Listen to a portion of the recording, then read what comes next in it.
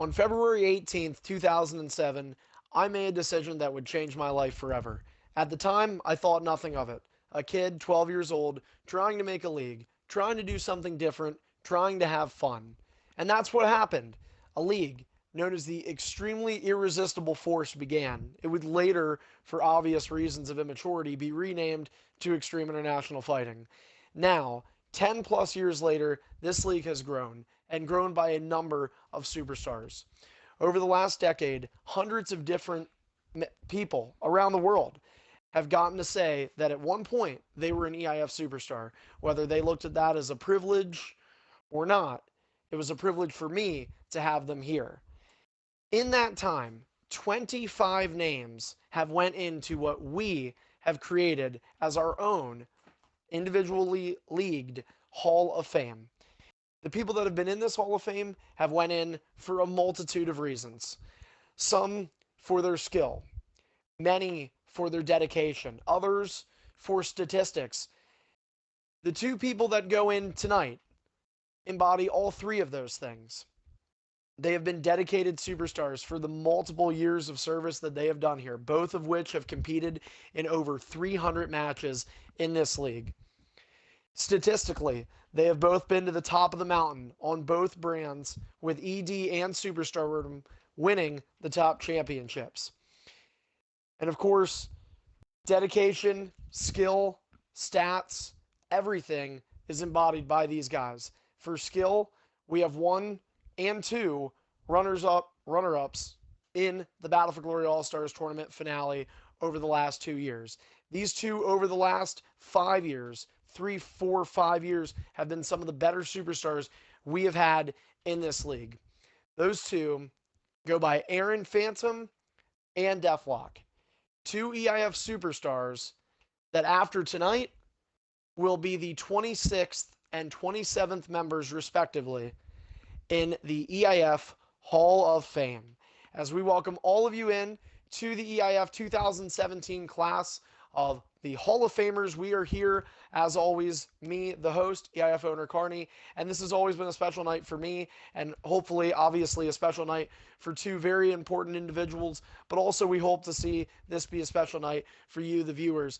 We are on the eve of EIF WrestleMania 10, a date that I personally never thought we would get to, a date that seemed so far out of reach for so many years. I thought personally WrestleMania 6 would probably have been the last hurrah for EIF. That was not the case. We have went on to nearly double that number, and there's no signs of stopping. WrestleMania 10 comes your way live tomorrow. The expected start time is roughly 1 p.m. Eastern, and this will be fully covered all day, all night, right here on Twitch. So we certainly hope that you will be there. We have a lot of matches coming up tomorrow, but it's been a tradition now in EIF for the last several years to, on the eve of an EIF WrestleMania, do a Hall of Fame induction. Now, the first ever EIF Hall of Fame induction actually happened at WrestleMania 2. We inducted myself, of course. What would you expect? Little Jeff and Tony Vinn.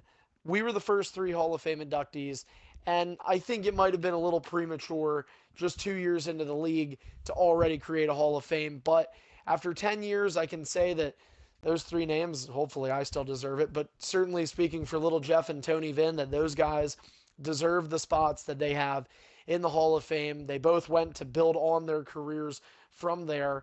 And so we kind of have been keeping that tradition for quite some time now with WrestleManias and Hall of Famers. And the guys that have been going in, a lot of them have been continuing their careers.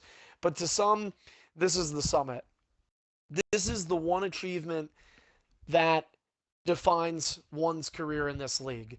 And, you know, we always talk about wanting to win the world championship. And I've always said, if you do not come into this league with the idea that you want to be the best and the idea that you want to be EIF world champion at some point or another, you're in the wrong place.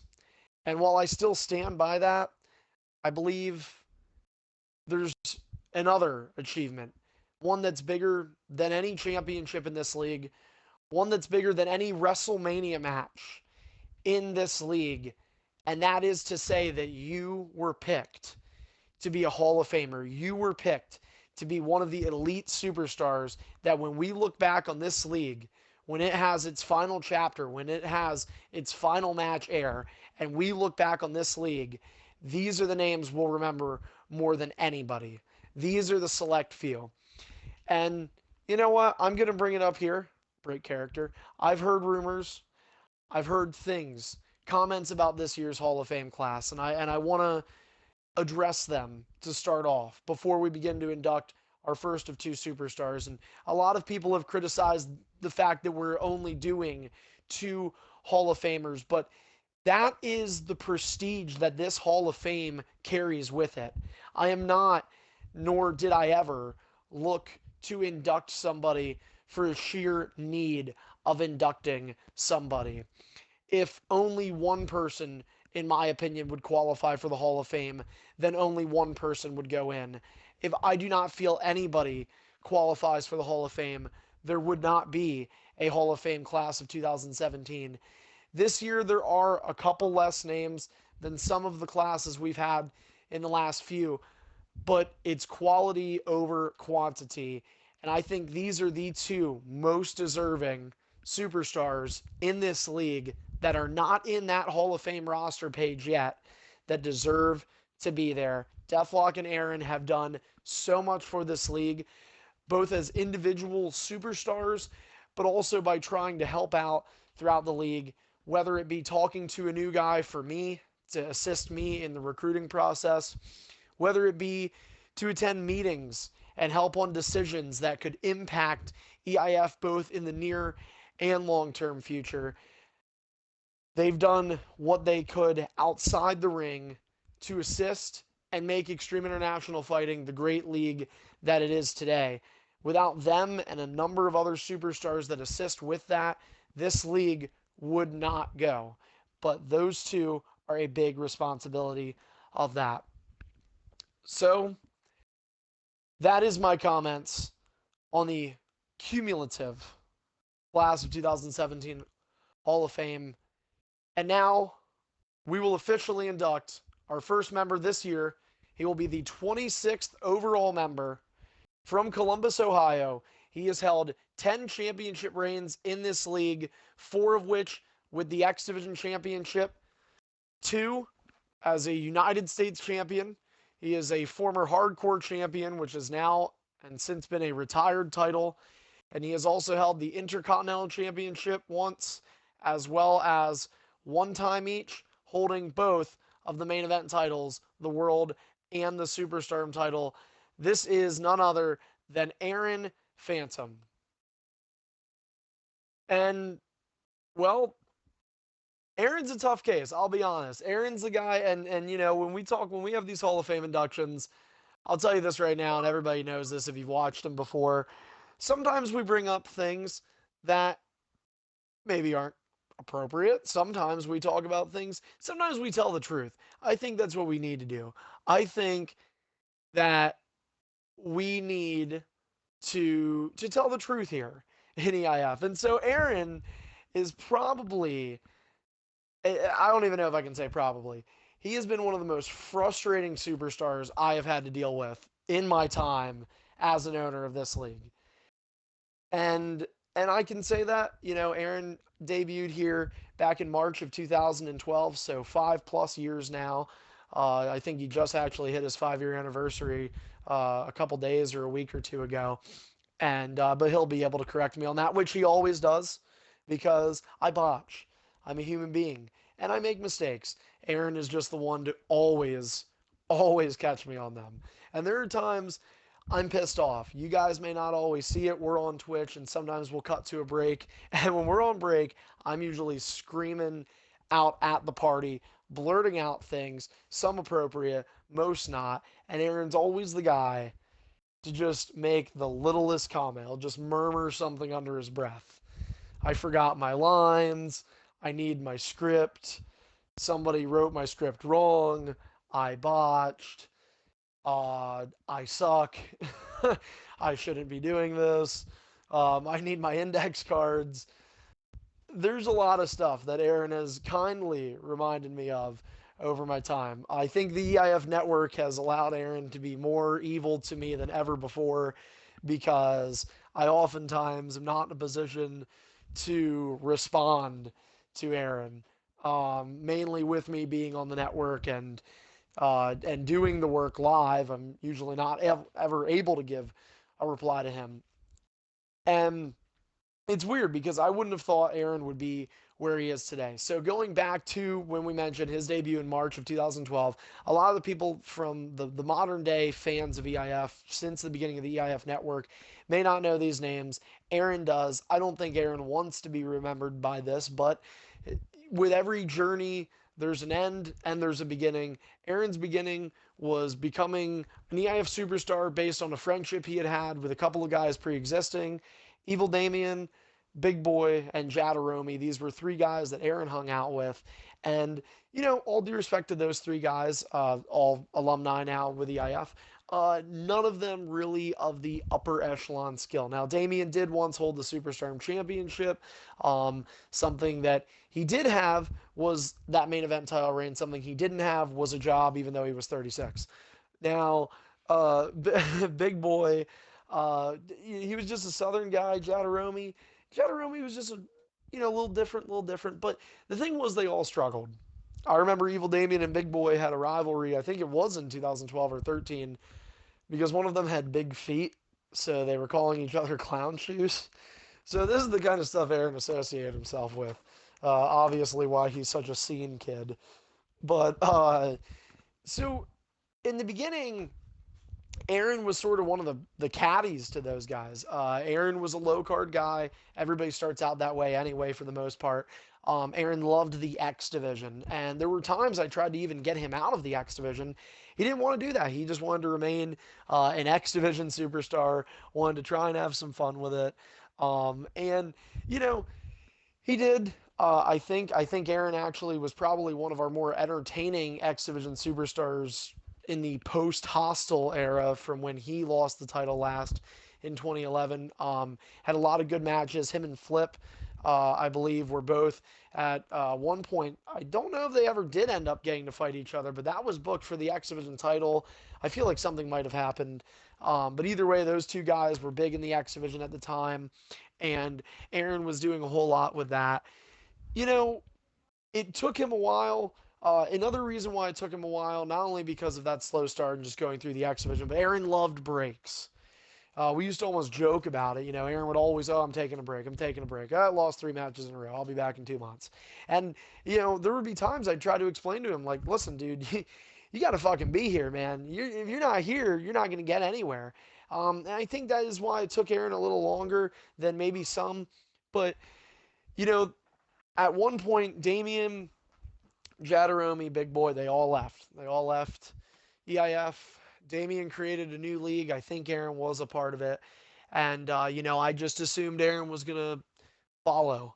And Aaron told me he wanted to be a part of EIF.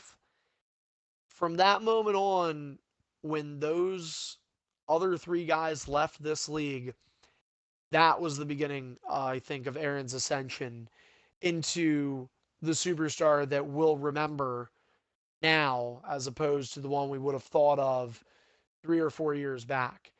Aaron became his own guy, and he got a lot of assistance, as did Deathlock. One very important superstar to both these men's career was Hybrid Maniac, and we'll hear from Hybrid a little bit in just a little bit here about both of these guys.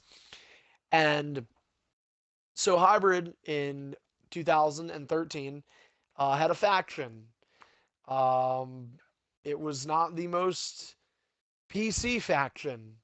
It was not the most family entertaining faction. But nonetheless, WWE 13 was made to kind of reinvigorate the Attitude Era and bring that back. So did it with EIF. I think that's the most attitude I've seen in an era. And I'm not going to be able to name it, but Hybrid was trying to get members in, and we knew Ratluck was going to be a part of it. And I remember I told Hybrid we need somebody. I want you to get somebody from the lower card. I want you to pull somebody up. I want you to bring somebody into relevance. And this is going on. This is around June, May, June, I believe. And I end up coming up. I think Hyber and I combined, we came up with Aaron. I think Aaron at the time may have been X Division champion or was going for it again, one or the other. He always was. And this is, again, we're talking June. And I said, I think this is a good move. Aaron doesn't really have a personality right now. We need to get him some character. This is going to help. And it did. And Aaron became a member of this stable, this faction. And I think, again, at the time, Big Boy, Jadaromi, Damien are all gone. Aaron finds a new home. And instead of those three, he aligns himself with Ratluck, Hybrid Maniac, and GTA Fan, all of which would end up being Hall of Famers. Hashtag that group. The Fantastic Four. Why not? So these guys, obviously more elite company for Aaron to join. And Hybrid has been known to pluck some pretty good guys. And later that year, at the end of that year, Aaron competed with Hybrid and Ratluck for the Superstar Championship. Aaron became a main event superstar within 6 months, being under the coattails of Hybrid Maniac.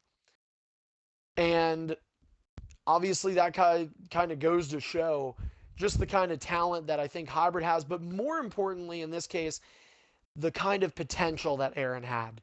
Because it was there. And I think, somewhere, I think it was there since 2012. I think it was there since the day he got here, but he was held back. And then Aaron went free. And then after that group left, disbanded, Aaron kept his friends with that group.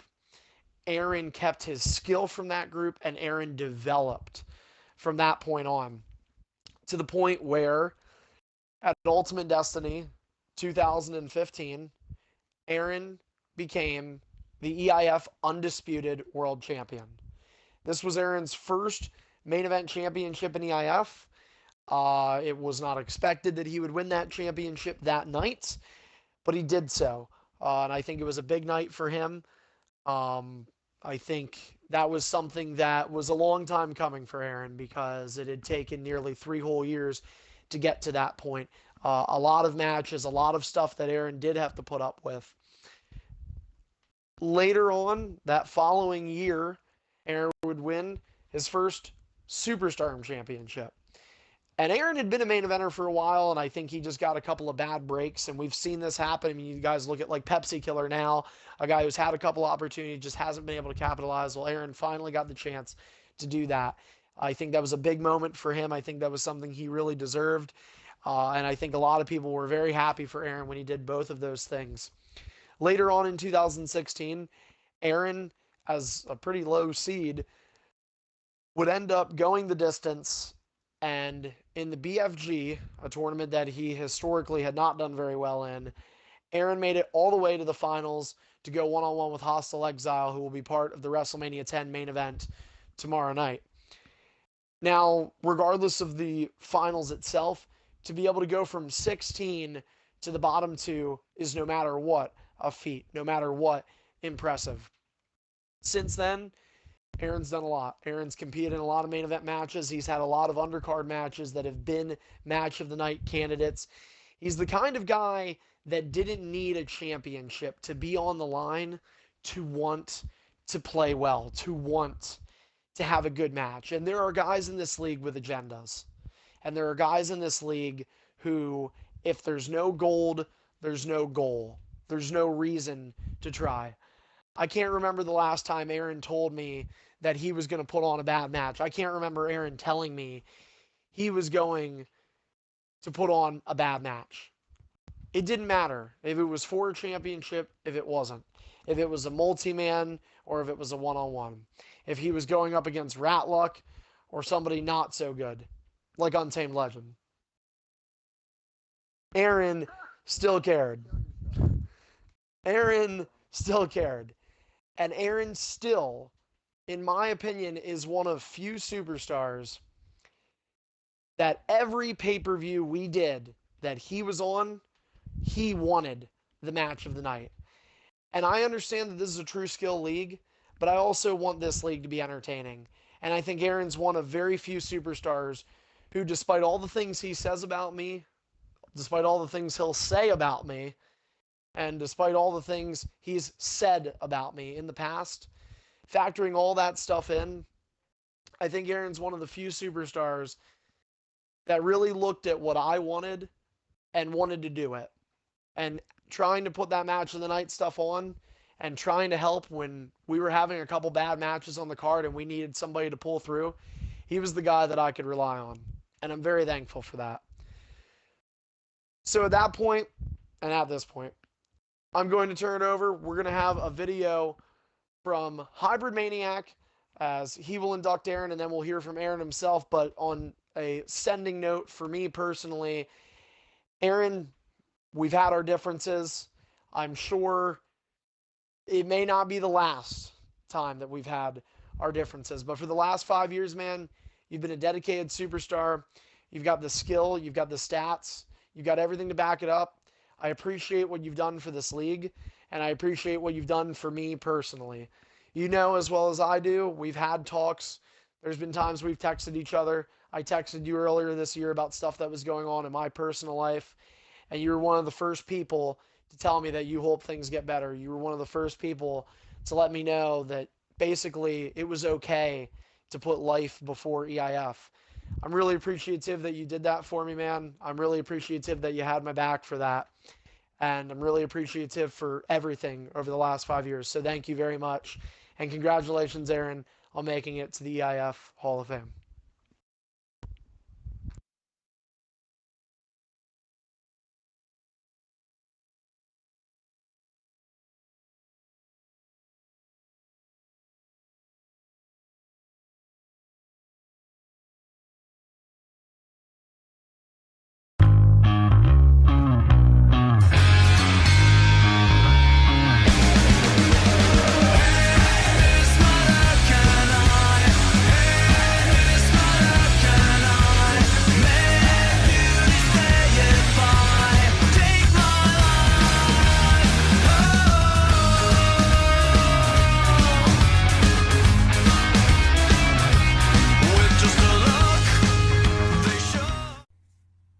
Hi there! A lot of you may be wondering, why is there a black screen right here? Why do you hear my voice? Well, I couldn't show up to the Hall of Fame tonight. So I've decided to pre-record my induction speech. Aaron! So let's put something up here so you guys have something to look at, instead of just this black screen. No.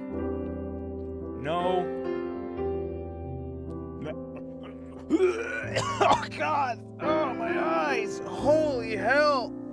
Oh god, I need to scrub my eyes out. Oh, that was terrible. No, definitely not that one. Holy hell. Oh, that was bad. Alright. I'm good. I'm fine. Damn. Ah! That works. Anyway. Where do I begin with Aaron? I remember him from ages ago, when I first saw him in a handicap match between me, representing Highback, versus him and a 7-foot-tall Jeff Hardy named Reptoid. And Aaron gave me a run for my money, and then after a while, as he was coming up in the X Division, our paths crossed again. I was forming a faction at the time, and he was what this faction needed to succeed. Even though in all of his promos in the chat board, he never mentioned it more than once and a half. So if anything, he put himself over because he's a little bit of a cunt. So we had a little faction. He went on to do his own thing. I went on to do my thing. And then our paths intertwined once more for the Superstardom title in 2K14. Man, what a experience that was. It was a triple threat match between me, him, and Ratluck. And guess what? He got pinned. I've resented him ever since that day, because Ratluck holds that shit over me like something you hold someone over with. Remember the Aaron? The thing that still haunts you to this very day? I know I do. Who remembers the day Aaron won his world title, his first ED World Championship. All because I didn't show up. And because of that, Aaron took that opportunity and became world champion. The first time in his career that I know of right now. And it was great. Unfortunately, he lost it a month later, but it was still great. It was because of me. Yeah. And then ever since then, he and Aaron haven't crossed as much until recently. But, hey, it's enjoyable. I mean, he gave me some good fights, some easy fights, but some good ones. But that's enough about our history. Let's just talk about Aaron himself. Blades. Y'all know him for being a little bit on the seedy side. He loves to cut things. I'm not gonna specify what, because this is a Christian Hall of Fame. Meant for little kids and PG. But he's also known for being that high flyer, even though he hasn't been that much of a high flyer since his exhibition days. There's still a little bit in him. He's still there. Congratulations on being in the Hall of Fame. And yeah, I don't know how to end this off. Yeah. Ratluck, if you're playing this over the stream, cut me off right now. Cut me off right now. Right? No. Don't keep me going. Cut me off right now.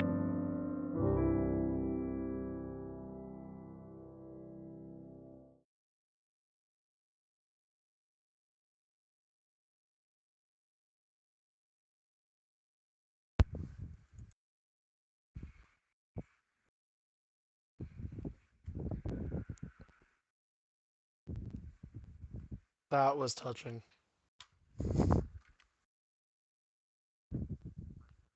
Wait, is my mic still hooked up? Oh.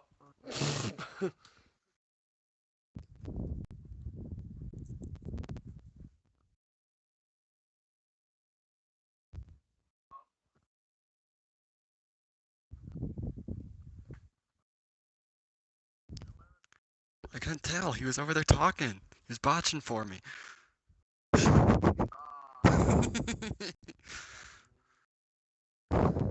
Alright.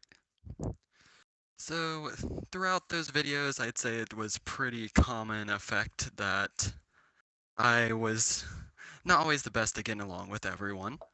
I had a few mishaps here and there. I brought too many blades to the fight sometimes. Sometimes I went off too much on how someone doesn't know the names of moves. Sometimes I told someone that they should probably, yes, like, okay, we'll keep it away from that because this is supposed to be PC, right, Carney? PC? That's right. That's right. Alright. But yeah, so I've been in EIF now for over 5 years as of March 5th, 2012. And let's say that it was a long ride with all these mishaps mentioned before. And they, as Greedy would like to point out all the times, I became pretty far from my Aaron stipulations back in the day, or the Aaron event that occurred in that video with the Hell in a Cell. Because back in those days, I just really didn't stick around in EIF long enough. I took a lot of breaks, as Carney mentioned before. And I took the breaks because of personal reasons. The majority of the time, every once in a while, it was for reasons within the league, but typically not. Because the majority of the time, the league was an escape from, I guess, my life. It's something that's been escaped from a lot of people's lives through the years. And overall, the league has been something that I looked forward to for a lot of time. I'd be sitting at school and I'd be sitting there drawing out EIF logos in a notebook every once in a while that I would send to Carney and say, hey, use this. And they got used once, I think, one time. But yeah, overall, it was just EIF was a getaway from my real life, which it is for everyone. And that should be a good thing with the league. You should be wanting to go to the league all the time. And with my personal life, I did.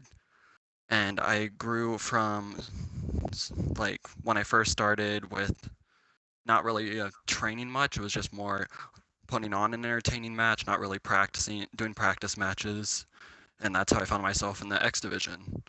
And the X Division is where I spent, I believe, a year and a half, maybe 2 years, because I just wanted to keep putting on entertaining matches, and that's where I believe they were.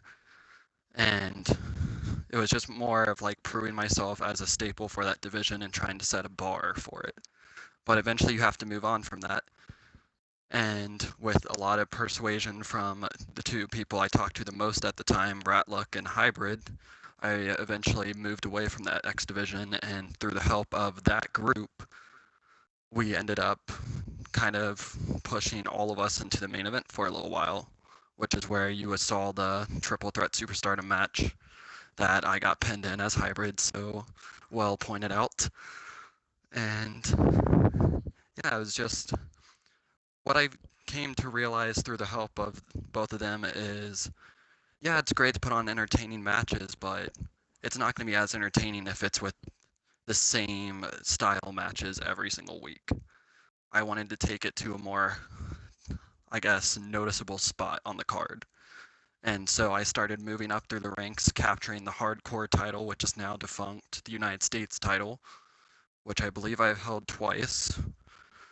And also, later on, I held on the Intercontinental title, but that was between world title reigns.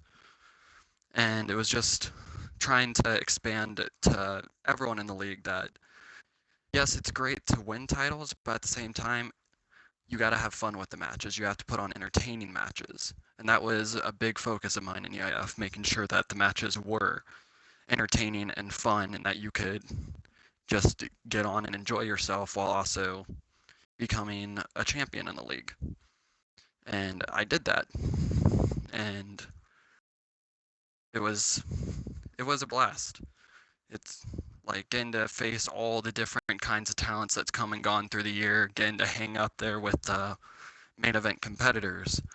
But it was like it started to get to a point where it took over to more of proving yourself, proving yourself.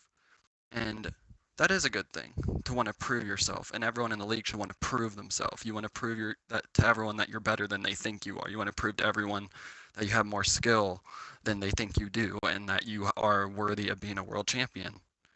And it was through the opportunity presented by both Hybrid for, I guess, calling off for the night, not having to defend his title against other Hall of Famer Brutality, and also through the efforts of Ratluck, who was the one that pushed Carney to put me into the triple threat, where me and the other Hall of Famer Frost took over for Hybrid because he had a call off for that night. And it was through that match that I finally captured the world title, and I proved to everyone that I deserved to be where I was. And I proved to everyone that you don't always have to just go out there and try hard. You can go out there and put on entertainment and still get the job done. And that's basically what my goal was throughout EIF. When I came in, since being with those other guys that were just going to push off to the side because they were irrelevant now. But it was just to show everyone that, yes, the leagues, you want to be the top guy, but at the same time, you need to have fun with it. The point of a video game league is to have fun with it, but also be able to get those kind of opportunities. And I'm proud to say that during that time, I feel like I was able to show that to people, because I've seen through the last year, I took more of a, while I was hanging in the main event, I took more of a kind of, I guess, social ambassador kind of thing, I think is what Carney called it, on the Twitch stream right here that everyone's watching, where I would watch the matches, I'd post the results, keep up tabs on ring escapes and stuff when Carney wasn't able to watch because there were too many competitors at a time. And overall, it was like through that I started to see the impact that I felt that I left. I started seeing a lot of guys in title matches that were for the IC title or the United States Championship. They were going out there and not just focusing on winning. Yes, they wanted to win. You should always want to win. but they were also going for the big spots. They wanted to make entertainment. And I started seeing that come to the main event level as well, as we saw in multiple WrestleMania matches, where I feel like everyone should want to have a big moment of the night that everyone watches. Everyone wants to sit back and be like, holy shit, did that just happen? Like, yes, it's a video game, but there's just some things you don't expect to actually work out in your favor. And I started seeing people that took the risk. And it made me happy because people were finally starting to get to the point where they were putting in the fun aspect. They were bringing that back to the league after a few years where it seemed like that was starting to drift away. So I felt that I've left my mark in EIF, and I'm glad to have gotten all the opportunities I did. And although I may have pissed off a lot of people in the process, I've made a lot of friends through EIF. And I'm proud to say at this moment, this is probably the most real I'm going to bring into this, but EIF literally saved my life. Because around the time I joined EIF, I was in a really dark place. And it was through the distraction of EIF that I was able to keep myself away from that dark place and eventually get out of it. So for that, I will always be thankful for EIF. And I am grateful to that after 5 years of hard work and trying to make an impact on this league, that I am getting the standing as an EIF Hall of Famer. And I would just like to thank all the people that supported me even when Carney thought I was out the door. People like Ratlick and Hybrid that got me to stick around. People like Deathlock that got me to stick around. People like Pepsi. And I just hope that throughout the years, I hope that EIF is able to continue on and give people the distraction that it gave me if they need it, or just provide the fun that people need. And overall, thank you to everyone who, I guess, has supported me through these years. People that just sat there watching the stream and rooting me on, or people that were pushing the Carney that I deserved the opportunity. And I'm glad that I was able to, I guess, live up to the hype. I may not have won all the matches, but I at least made sure they were hard fought battles. All except maybe one time where I got completely jobbed out the hybrid, but we don't need to talk about that. That was a few months ago, so just brush that into the past. So overall, thank you. And at this moment here, I guess it's getting pretty close to 18th if it isn't already, but we're at the Hall of Fame induction ceremony 2017. I officially announced my retirement from EIF.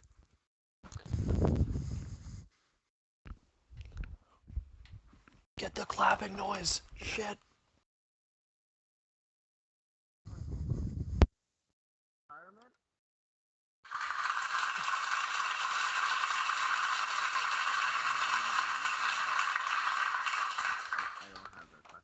Sounds like a toilet.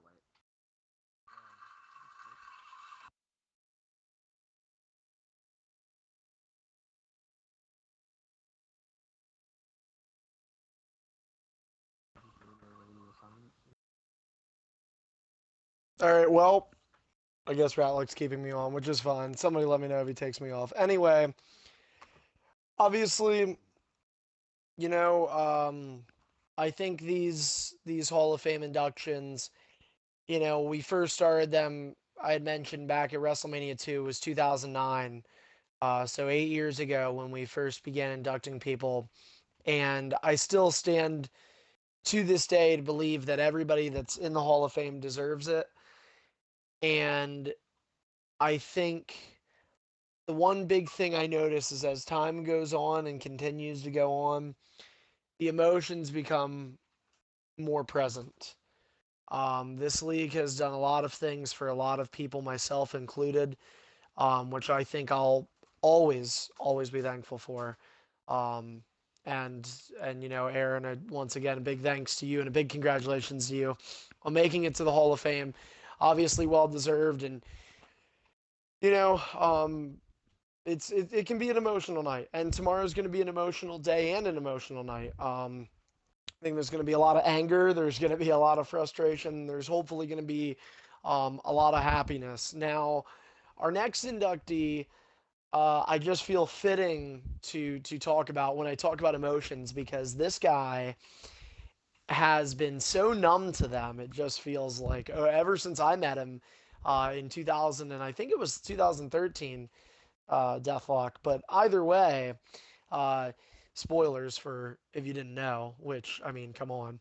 But anyway, our next inductee comes from West Virginia. He is a one-time EIF Exhibition champion, a one-time EIF Extreme champion that is not listed as retired on the site, a three-time Hardcore champion that is not listed as retired on the site. Thank you very much, TZ.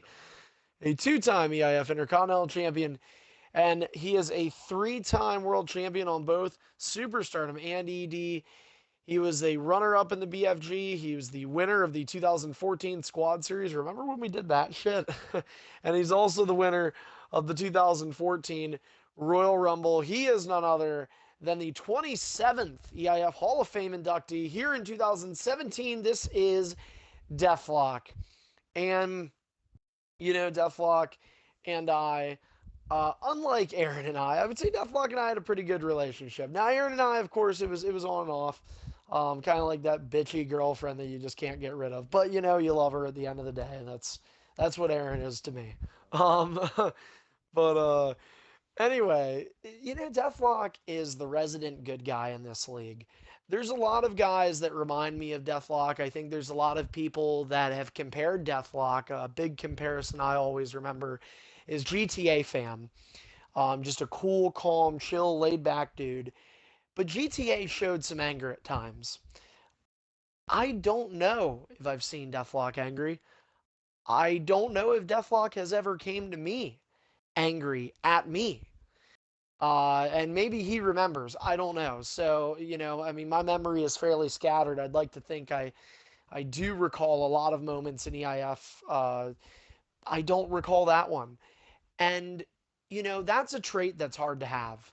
This league, for those of you that have been spending time watching EIF, for those of you that have not really minded uh, just watching as an EIF as a fan, or if you're a superstar and you've only done matches. Now, it's it's fair to say you can show emotion there.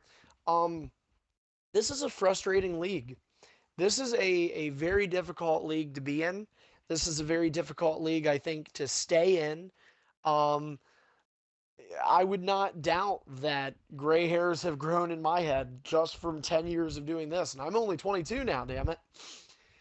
For Deathlock to be able to remain poised and to remain calm under nerve wracking conditions, he has been in Money in the Bank, he has been in Royal Rumbles, the main event of WrestleMania, BFG finals, a game 7 in the BFG finals. And, that might have been the most emotional I think I've seen Deathlock. And even then, I mean, that's a low scale when I compare it to a lot of other superstars. And you know what, though? It's a rare trait, but it's a great one to have. Deathlock is one of the most upbeat, yet cool, calm, collective guys that has ever been in EIF. And you need somebody like that. You need somebody who's going to remain what a lot of times seems to be fairly unbiased. And you need a guy like that to just bring up the mood. It's a guy you just can't stay mad at. That's the kind of trait that Deathlock has, which makes him such a unique Hall of Fame inductee. And you go back to Deathlock's career beginning, as I had said, in 2013, I believe. It might have been 2012. I want to say it's 2013, but either way, I digress. Uh, Deathlock was in his first major rivalry in EIF. It was his first pay-per-view one-on-one, and it was against ICW Rockstar. Um, and I know what you're all thinking. Who the fuck is ICW Rockstar? I don't know. I forget. I forget. He was somebody here. But Deathlock and ICW Rockstar had a couple of matches, and Deathlock was learning. I remember Brutality was actually watching a lot of Deathlock stuff and made a lot of critiques. Deathlock did a lot of dumb things early on, as many do, as many do. Um, but eventually things started coming around to Deathlock, started winning championships. Um, Hardcore title in particular, I remember because of Hot Potato with Hostile. Um, Deathlock and Hostile, more so Hostile than Deathlock. But they played a little Hot Potato with that title. And you know what? It's whatever. You look back at it, all right, shouldn't have happened, but it did. Fuck it. You know? And then Deathlock's first big moment in EIF came when he won the 2014 EIF Royal Rumble because we didn't see it coming. Now, I remember that Royal Rumble did not have a lot of names that we liked in it. Um, it was kind of difficult to figure out what we wanted to do with it. But Deathlock won. And I remember what I talked to a lot of people about. Deathlock had still been fairly new in EIF. And we talked to some people, um, and we didn't see Deathlock fitting into our WrestleMania plans in the main event of WrestleMania, per se, to be specific. So, a couple discussions happened, and ultimately, there was, I did, shout out to Tripod, maybe some manipulation, some convincing to get Deathlock to fight Brutality one on one instead of going into the WrestleMania 7 main event, which could have been a multi man. Deathlock was given the option to take a one on one instead with Brutality, who was the champion, on the stipulation it was on SmackDown vs. Raw 2007. A game that Brutality was pretty damn good at, and Deathlock did not have a lot of experience on. Deathlock did it, and Deathlock lost. And that is something that I think I look back on. And, the main events at WrestleMania 7 I thought were pretty darn good. But those are things that I think I look back and it's, if I'd have a second chance, I don't know that I would have done the same thing. I think Deathlock deserved his WrestleMania main event at WrestleMania 7. And it was fitting that at WrestleMania 8, he did get his main event and he became the first superstar to ever retain the Superstardom Championship at an EIF WrestleMania event. He is still the only one because that did not happen at WrestleMania 9. So Deathlock got his just desserts. But, you look back on it and you have to think, if you were Deathlock, would you have stayed in this league after that? You were robbed of your WrestleMania main event opportunity. Deathlock didn't complain to us at all. And Deathlock ended up fighting, I believe, for the hardcore title at Mania. Had a good match. I think he won. He did, actually. Yes, he did. And Deathlock's always been like that. There's just something about him. And it's a great feeling to have that with him. It's a great feeling to know that he's a dedicated guy. And you know what? Obviously, you're going to have wins and you're going to have losses in this league. And Deathlock's had his fair share of both. And it's okay to be emotional. It's okay to be a little frustrated. But Deathlock was so good at just hiding those things. Like Aaron, we talk about making matches entertaining. That was another thing that Deathlock's been able to do. Over the last several months, Deathlock has been in these undercard matchups that have just been complete draws in terms of attention. Think back to True Punishment with his duel against Ratluck. I mean, Shinsuke Nakamura versus AJ Styles. And those two went at it for 40 minutes at True Punishment this past November. And Deathlock and Shinsuke Nakamura, it's awesome because it's almost this alter persona to who Deathlock is, because Deathlock is laid back. He's chill. But Shinsuke Nakamura is this charismatic, just superstar.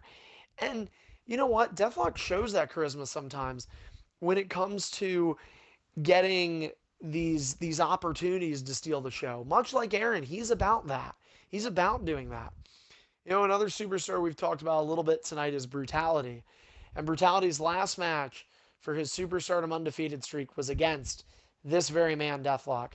And it was, in my opinion, one of, and I think in many ways, possibly the hardest defense Brutality ever had to do to defend that streak when it came to fighting Deathlock. 26-0, and Deathlock was 26. But Deathlock was the hardest number Brutality had to get on that list, in my honest opinion. I think he had him. I think a lot of people thought Deathlock had him. And a lot of people have opinions about Brutality and the stipulations he would choose and the things he would choose to do. And Deathlock didn't flip out. Deathlock didn't quit EIF. Deathlock didn't break his game like some people have done in the past. Deathlock, at the most, would maybe take a short break, and then he'd return, and he'd be all smiles. Deathlock's been about helping people in this league. Deathlock's been about wanting EIF to be a better place. I've never heard Deathlock try to put somebody down or try to use a measuring stick in saying, I'm a main eventer and you're a rookie, you're a new guy, you don't belong. Deathlock's been accepting to anybody that's came through these doors here, and there's been a lot of people, and each person, some more than others, are their fair share of basket cases. And Deathlock is a guy that follows that old cliche, don't judge a book by its cover, because he's the kind of guy that doesn't. He's the kind of guy that gave everybody a chance in this league. The resident good guy of Extreme International Fighting. And tomorrow night, where one career ends for Aaron, another continues in Deathlock. Deathlock will go like many other Hall of Famers and keep on going. Tomorrow night, he'll be in the Money in the Bank ladder match at WrestleMania 10. He'll have an opportunity to win his first ever Money in the Bank briefcase, which he has yet to do in his career. One of few stats that Deathlock doesn't own already. And it has been some time since Deathlock was last a world champion in this league.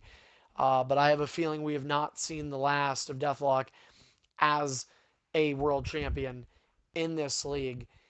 And for that reason and so many others, Deathlock, I got to thank you for doing what you've done for me. This league and every one of these superstars deserves a thank you, but I always try to make it a point to do that at these Hall of Fame induction ceremonies. For Aaron, he's done a lot, and for you, you have as well. It's not really a secret. A lot of people know about the business side of this league, per se. Your trust in me to cooperate with the business side is something that I appreciate beyond words with you and everybody that has done that. It's something that has helped me. It's something that has gotten me through tough times. The fact that people like you are willing to entrust me with that means the world to me. Thank you for all the matches you've done. Thank you for trying. Thank you for wanting entertainment and understanding what I want in this league. Thank you for giving everybody a chance in this league and being fair to people and not causing drama and trying to make my life easier, because it's not. It is not. And very rarely in this league do I get the relief of life feeling easier. But when it comes to certain superstars, you are one of those that I can count on that isn't going to give me a hard time. And for all those things, I wish you good luck tomorrow night. I know I will see you there. I know I will see you at WrestleMania 10, hopefully throughout the day. And congratulations. Thanks again for everything you've done for me, for all the superstars, and for EIF, the league itself. And congratulations, Deathlock, on being the newest and last 2017 EIF Hall of Fame inductee. And before we give the mic over to Deathlock for the final speech, we have another video brought to you by Hybrid Maniac, who will also be inducting Deathlock here tonight at the EIF Hall of Fame.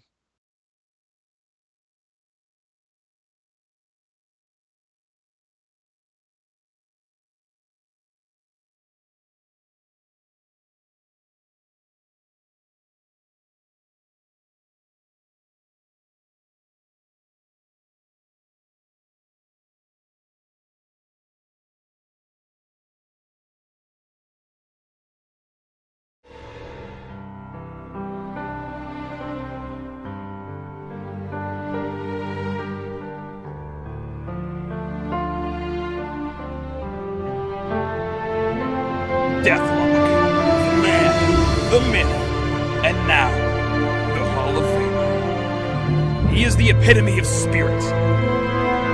So we honor this individual on his great journey as he rides down to the gates of the Hall of Fame.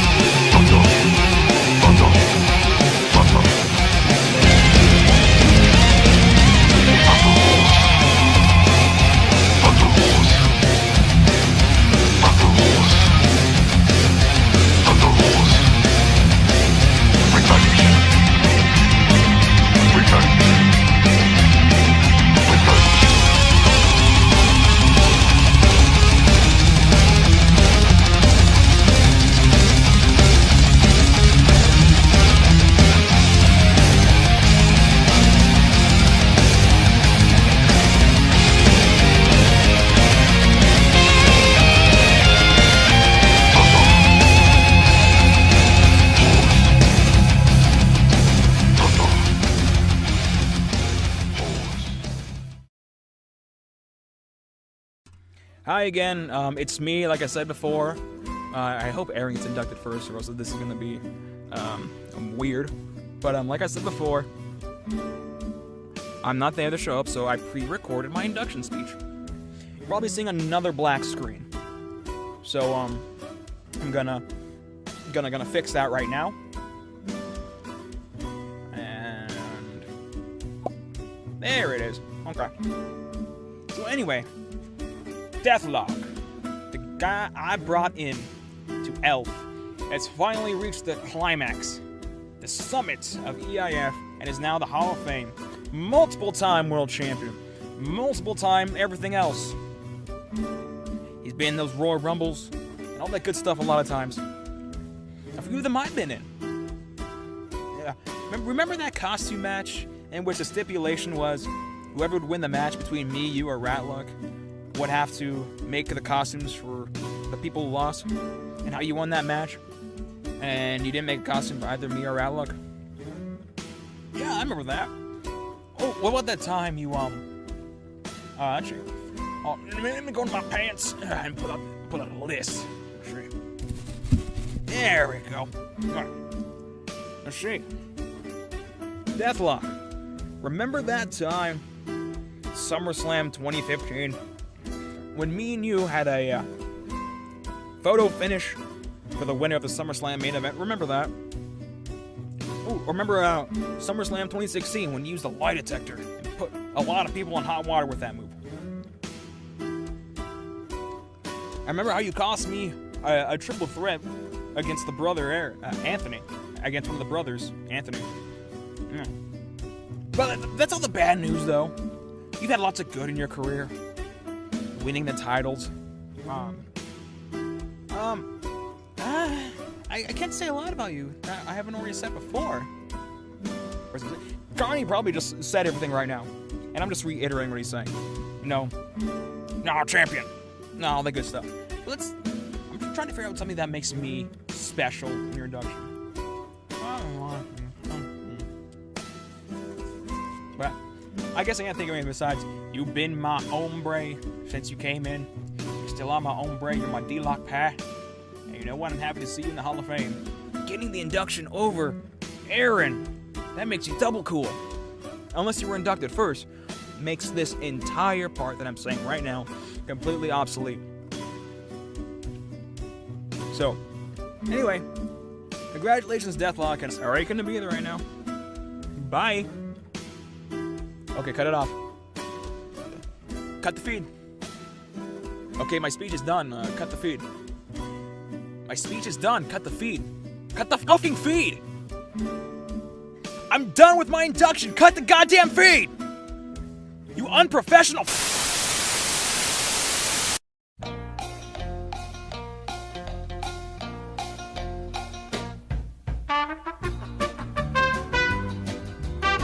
Put me in your fucking shit out of here! Fuck you! I'm leaving. I'm done. Fucking dumbass.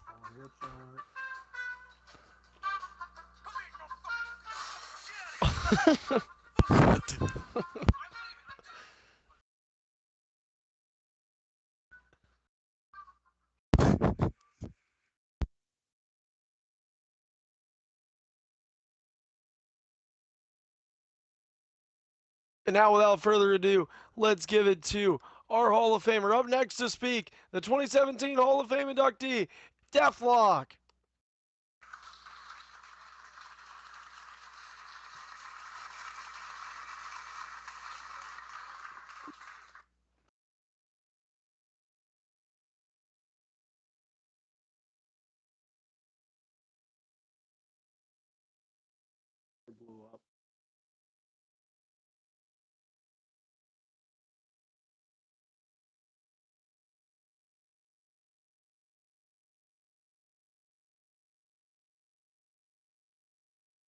Deathlock. Oh, hi. How's it going? Hello. Oh, Well, I've just been fucking sleeping the technical last hour, difficulties. so. Hi, how's it going? But anyways, first off, I want to say thank you, Carney. Of Next course. off, I want to say thank you, Ratluck. Thank you, Hybrid. Thank you, Aaron. Even somebody that couldn't be here tonight or hardly ever competes, Wicked. Want to go Boo. on the list also and say thank you to the man who I want to fight every 100th match, Big Steph,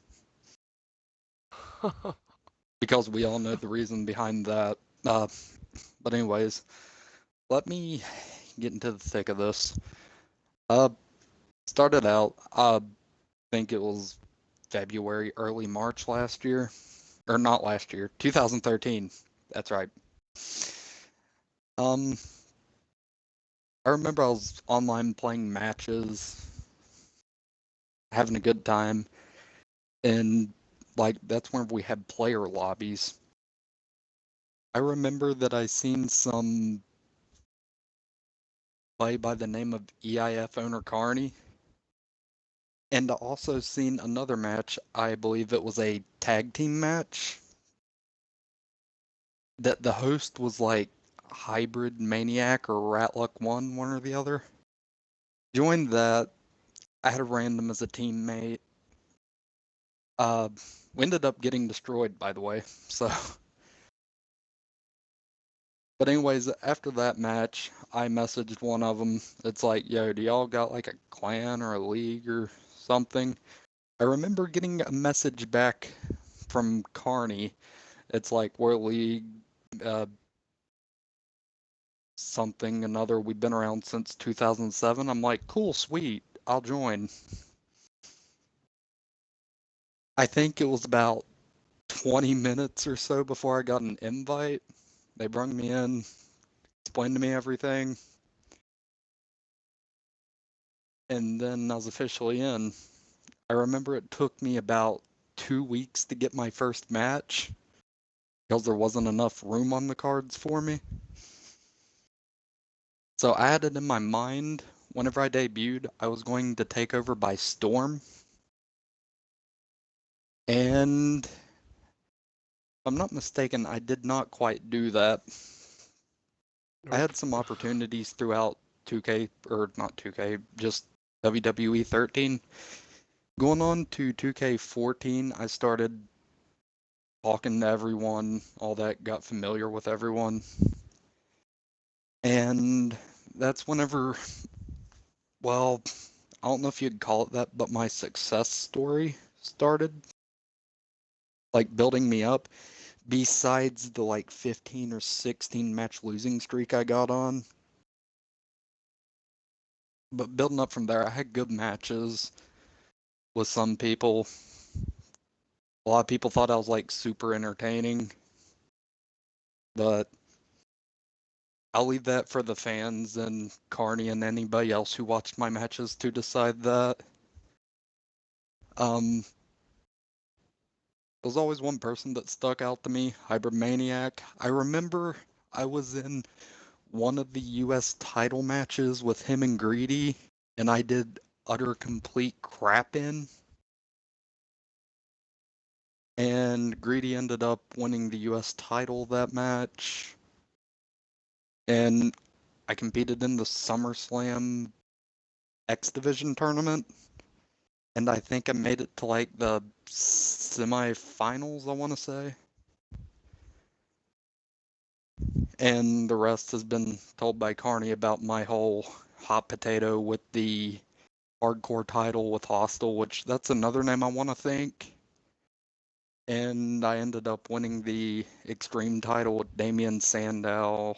Had some good matches there. I won that from DZ. It was a 5-man Carnimania Battle Royal. That's back whenever we had Match Creator, and I won by pinfall.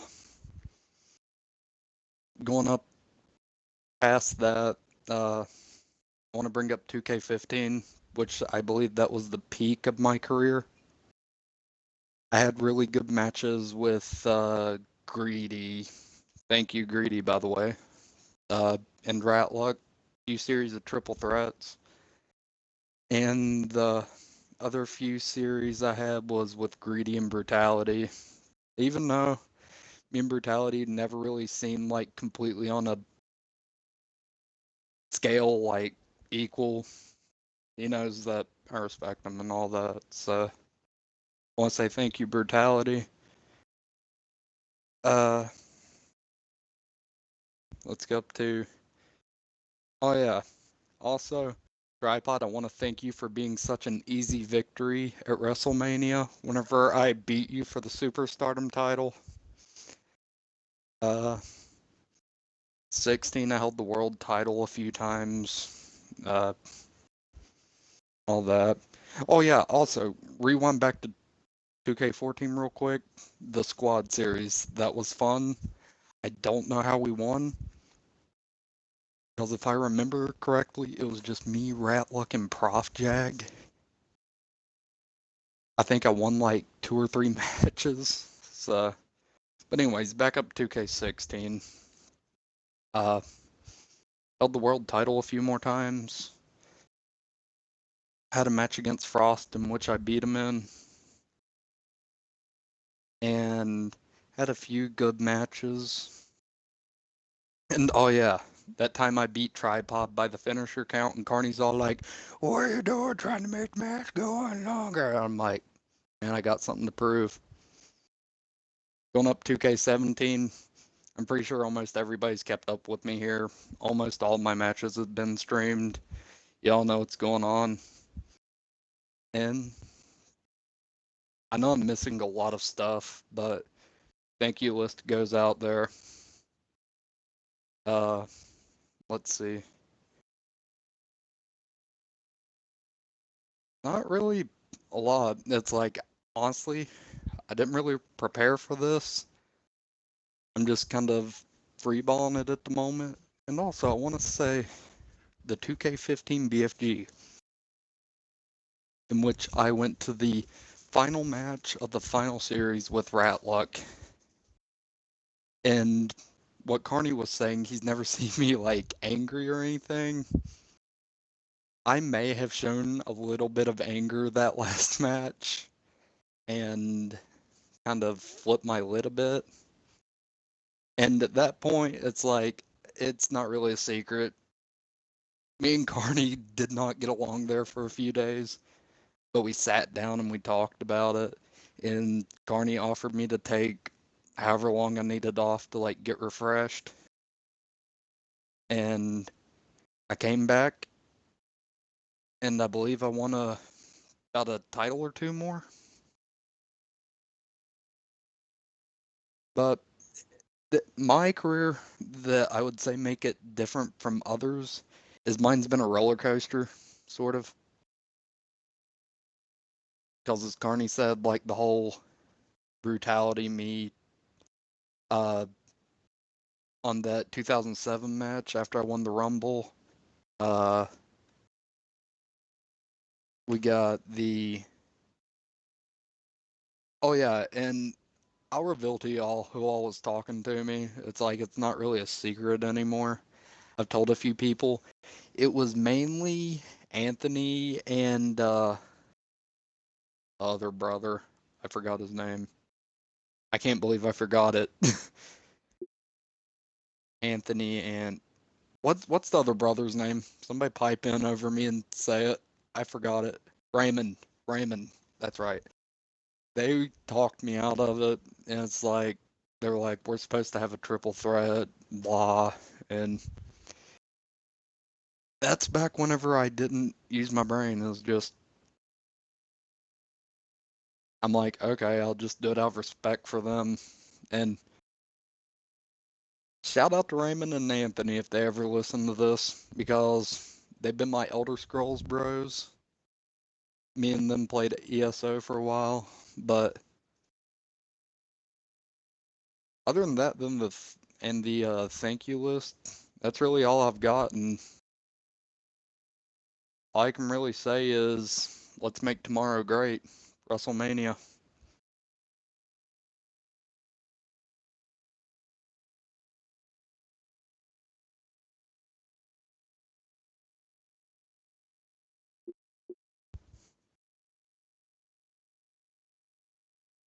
And if I win, that it would be amazing. Another stat to go under my name.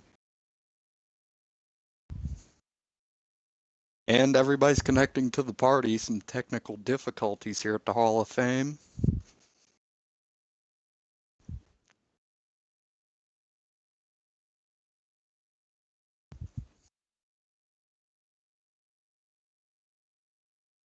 Let's see.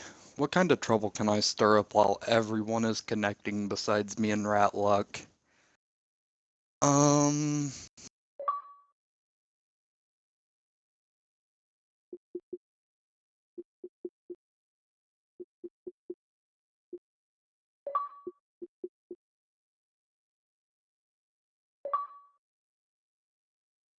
Goes God. Mike. There And we go. Now you also, guys aren't in congrats, your own Rat party. and Aaron. Thank you, Rat, for producing this. And to my man, Aaron, we made it, man. That we did.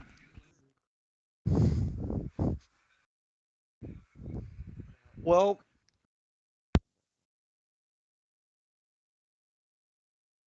on that note, ladies and gentlemen, sometimes we often say, actually, we often, more times than sometimes, we say actions speak louder than words.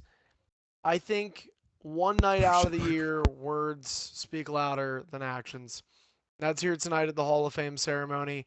Two very deserving superstars are now two very well deserved Hall of Fame EIF superstars. They are, one more time, Deathlock and Aaron Phantom, who announced his final match in EIF, which had already taken place, as officially a retired superstar, but is also officially an EIF Hall of Famer and will always be welcomed back with open arms if he ever decides to do so. Deathlock, on the other hand, will have his hands busy tomorrow, and we will all be very busy tomorrow. For EIF WrestleMania 10, it is the one day out of every year that we look forward to most. This year it happens to be March 18th, 2017. Hopefully, a date that we will never have to worry about forgetting. A historic day awaits us, and we are just hours away from touchdown for EIF WrestleMania 10. That entire pay per view can be seen right here on twitch.tv. If you haven't already gotten a chance, head over to our website, leaguelineup.com/EIF lives to check out the match card as well as the prediction columns. You have a chance to win some money. You don't have to be an EIF superstar. You have a chance to win some cold, hard cash. And if you want to take advantage of that opportunity, again, that is leaguelineup.com/EIF lives. Make sure you follow us here on Twitch so you join us back again tomorrow tomorrow. Looking at an estimated start time of 1 p.m. Eastern. Again, that is an estimate. I suspect that if it does change, it will only be by a matter of minutes, give or take 30. So please make sure that you are on the EIF Network Twitch page around 1 p.m. Eastern tomorrow. We will be with you until the end of our show, which we are scheduled to end at midnight. So this is an all-day event by truest of definitions. So we will see how that goes. Of course, should be exciting. Don't forget to subscribe to our YouTube channel, EIF Archive. That's EIF ARCHIVE. You can check out past videos, maybe some past WrestleMania videos as well. A cool opportunity there. And last but not least, do not forget the EIF Twitter at EIF Network, just as it is here on Twitch. You can check out the latest breaking news and more. Should possibly might have some live results for you tomorrow. But that is it from here at the Hall of Fame. The countdown to WrestleMania 10 is officially over in terms of days. We are down to just hours, baby. It's going to be one hell of a day. Hope to see you all there. Thanks again for tuning in to the EIF 2017 Hall of Fame. One last time, a congratulations to Deathlock and Aaron Phantom, the newest members, the newest well-deserving members of the EIF HOF Hall of Fame, right? Made an acronym for it. But again, a big thanks to them. And hybrid. Glad for all of that. Glad for the other people in this party ruining it, but at least Deathlock and Aaron didn't ruin it.